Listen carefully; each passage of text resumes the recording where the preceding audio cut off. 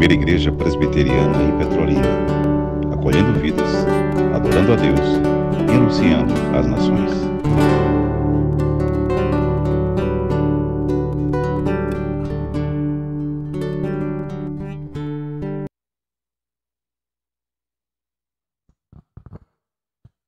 Boa noite, guerreiros. Eita, segunda-feira, hein? A energia já não é a mesma. Mas, de fato, por isso somos guerreiros. Muito especialmente guerreiros do nosso Senhor Jesus Cristo. E a nossa reflexão pastoral, episcopal, ela tem como base o nosso moto. Confiança em Jesus, entusiasmo na ação e união fraternal. O Evangelho de Deus, segundo o apóstolo João, capítulo 6. Relembremos o que diz o versículo 68. Observe, a nossa sonoplastia vai postar ali, mas em caso de... Deixe-me abrir aqui no meu smartphone, 68. Para compreendermos o versículo 68, eu lerei a partir do versículo 66. Assim ele se encontra. À vista disso o quê? De um sermão que Cristo tinha acabado de fazer. Um sermão impecável. Somente Ele poderia, como Ele fez, fazer um sermão impecável. Ninguém mais fora dele. É por isso que nós, quando vamos examinar candidatos ao ministério, nós sempre agimos com compaixão, com humildade. Porque sermão impecável, somente ele, o rei, fez. E temos ele como referência. Então, após esse sermão impecável, eu digo isso porque eu já participei, já examinei vários candidatos e eu já vi tantos colegas meus pastores massacrando o pobre do candidato, desnecessariamente.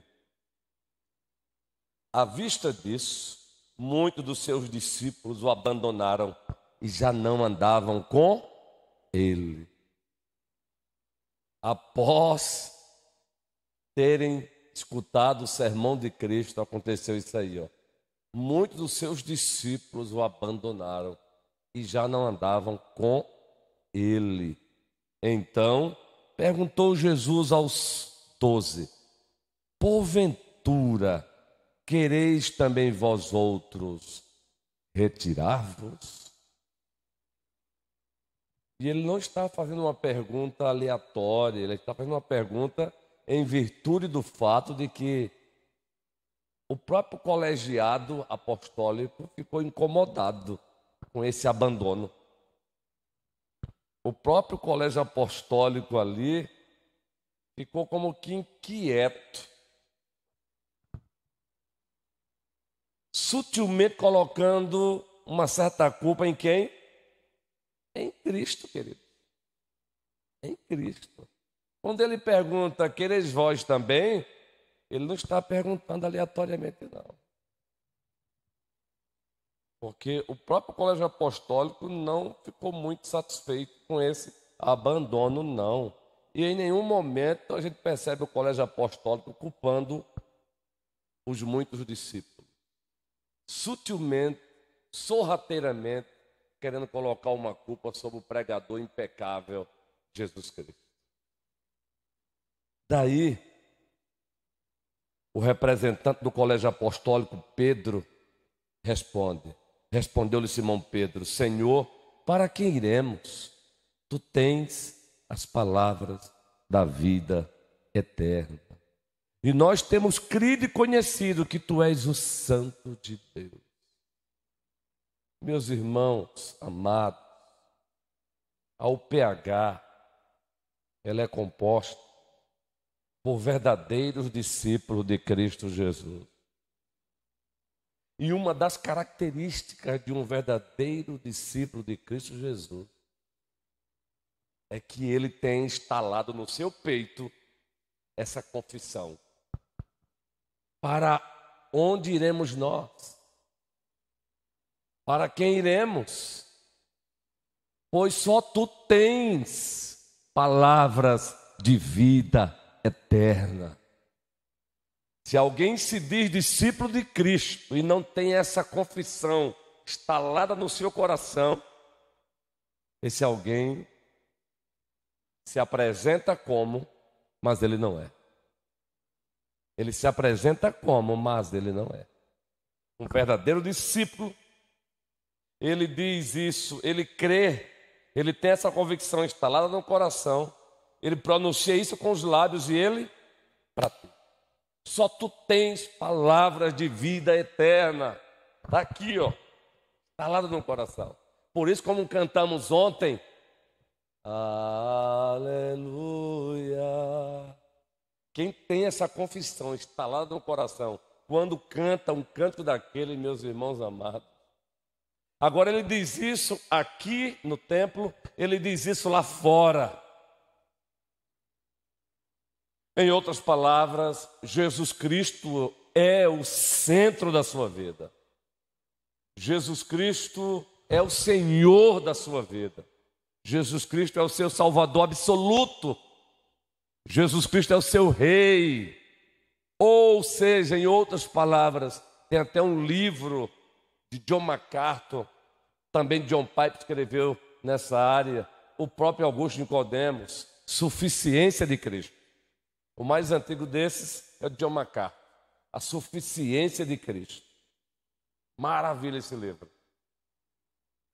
Porque de fato Cristo é suficiente. Aliás, geralmente no mês de outubro relembramos os slogans da reforma, não? E um deles é Solos Christus. Somente Cristo. Portanto, prossigamos como o PH. De fato, já somos o PH. Estamos caminhando para sermos de direito. Agora, o que mais importa é que já somos de fato. Como assim? Porque o principal para termos um PH, nós temos homens, discípulos de Cristo. Então, essa é a primeira verdade. E está ali nosso moto: confiança em Jesus. Olha como é fantástico isso. Agora vejam como é legal esse acróstico. Céu. Porque logo em seguida vem a palavra entusiasmo. Entusiasmo. Queridos, aqueles que têm a confissão petrina apostólica instalada nos seus corações, eles manifestam isso nas suas ações. Ou seja, entusiasmo na ação. Primeira carta de Deus aos Coríntios, capítulo 15, versículo 58. Vejam se não é assim. Ele está escrevendo para a igreja que estava em Corinto, e já no primeiro século, Paulo se viu na necessidade de fazer apologia da fé. Fazer apologia da fé, defesa da fé. Pois já no primeiro século, alguns estavam negando a ressurreição corporal. Se estavam negando a ressurreição corporal, consequentemente, começaram a negar a ressurreição corporal de Cristo. E para isso, logo no primeiro versículo do capítulo 15, não precisa postar lá não, ele começa a fazer uma defesa do Evangelho, que tem como centro Cristo. Começa depois a defender a ressurreição corporal. Depois que ele faz isso, ele usa essa conjunção. Portanto, meus amados irmãos, esse portanto é o elo do que ele vai dizer doravante com aquilo que ele disse antes. Como esse portanto aí é importante. Rimou agora, né? Como esse portanto é importante. Meus amados irmãos, sede firmes. Isso envolve entusiasmo, inabaláveis e sempre abundantes na obra do Senhor. Ação, sabendo que no Senhor o vosso trabalho não é vão. Nós temos dito aqui, e como professor também de homilética, que esse é o tipo de texto que você tem os 3 pontos do sermão aí. Perceberam? É o famoso sermão textual, que é classificado na homilética. Está aí. A personoplastia é abençoada, rapaz. Olha, já colocou ali no azul. Portanto, meus amados irmãos, sede firmes, inabaláveis, olha, e sempre abundantes na obra do Senhor. Que maravilha, hein, gente? Sabendo que no Senhor o vosso trabalho não é vão. Ainda tem a conclusão do próprio sermão, sabendo que no Senhor o vosso trabalho não é vão.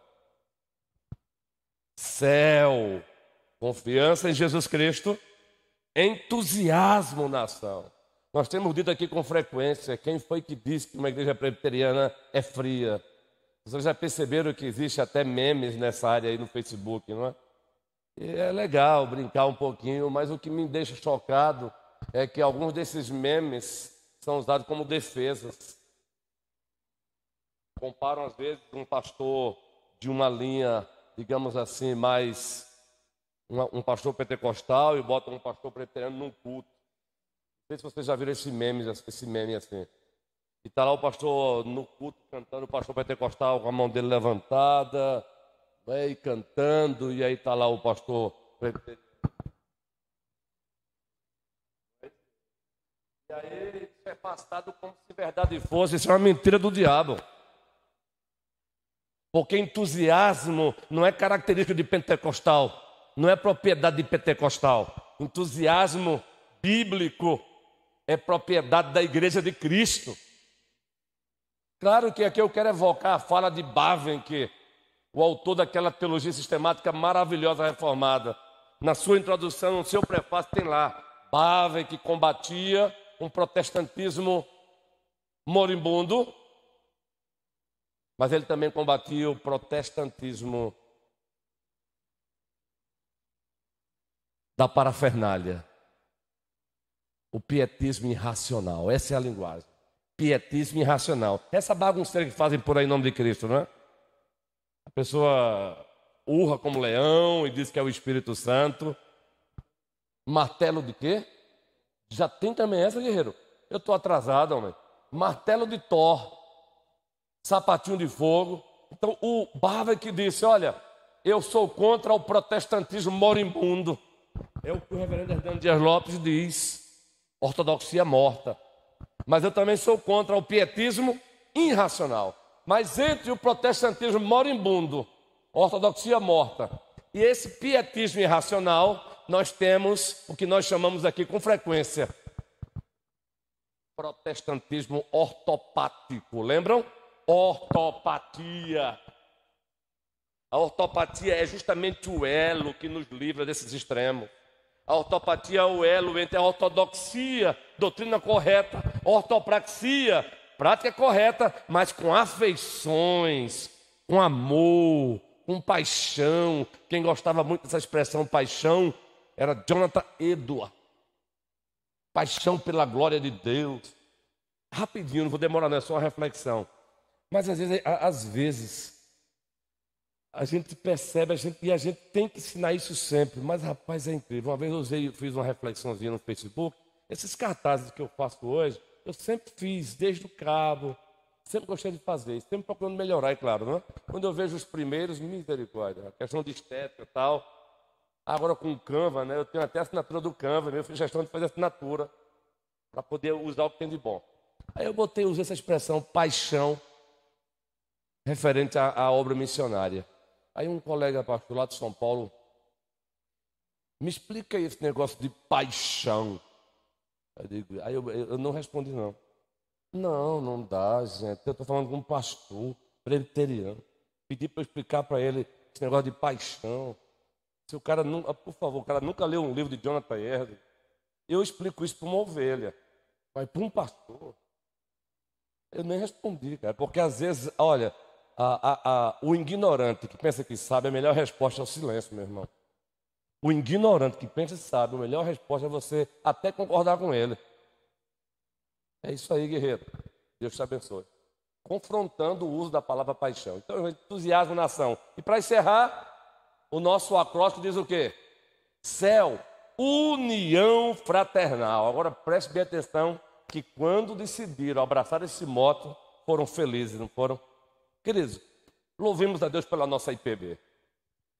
Tem muita coisa que precisa melhorar, mas nada é feito nada é feito assim de forma desconexa. Tudo tem uma base bíblica. A gente fala muito aqui dos nossos documentos confessionais, mas sabe por que falamos dele? Porque eles estão todos alicerçados na Escritura, e o presbítero Humberto colocou bem, fez um gráfico até maravilhoso. Antes o presbítero Sérgio já tinha também feito isso.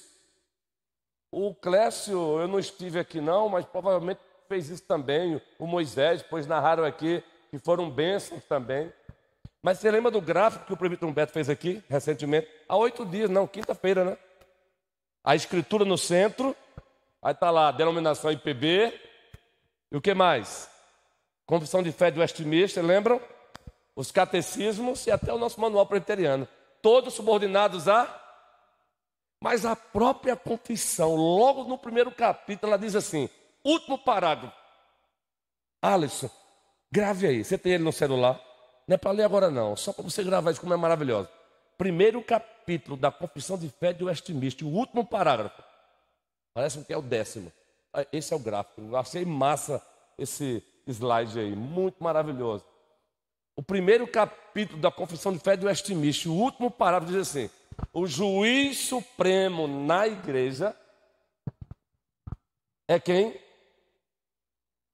O Espírito Santo falando na palavra. Eu, particularmente, não há nenhum erro nessa afirmação, não. Mas eu gosto muito de trocar o Espírito Santo falando na palavra. Como o nosso Deus é um só Deus que subsiste em 3 pessoas, aí eu uso o triuno Deus falando na palavra.